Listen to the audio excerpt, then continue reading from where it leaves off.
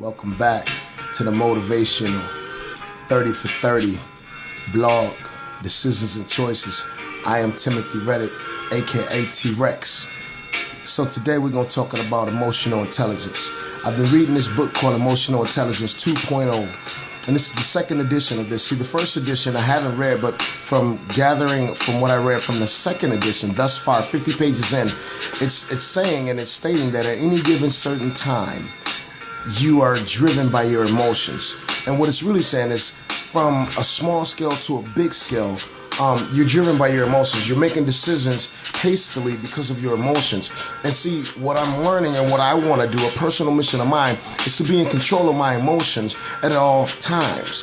Whether happy, sad, mad, angry, fearful, I want to be in control of my emotions at all times. And not only be in control of my emotions, but I also want to be able to decipher someone else's emotions. So what am I saying? I'm saying if I'm the cause of making you angry or fearful or, not handling a situation the correct way and the precise way because I'm dealing with my own emotions, then that's not a good thing. I don't want to be a reactor. I want to be a responder.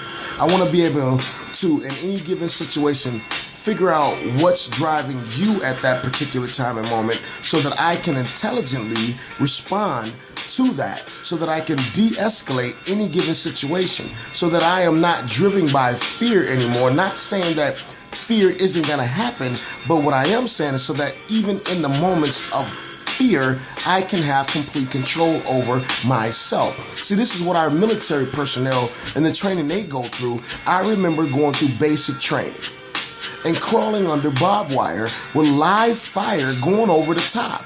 And the entire mission was to keep moving forward. The entire mission was even though your heart was racing, even though there was anxiousness going on, even though there was an amount of fear, it was to keep going forward. There were grenades going off in the distance, left and right. You could see the tracer rounds. I remember drill sergeant saying, hey, for every red round you see, there's 5 bullets in between. I must have saw 50 tracer rounds alone.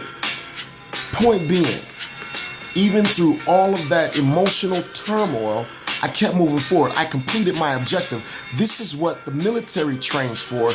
This is what I'm training for long after completing what I said I was going to do for my military obligation.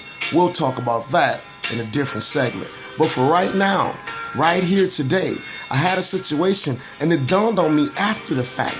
I went to the barbershop. I opened up my doors. I was the only barber on deck for like the first hour almost.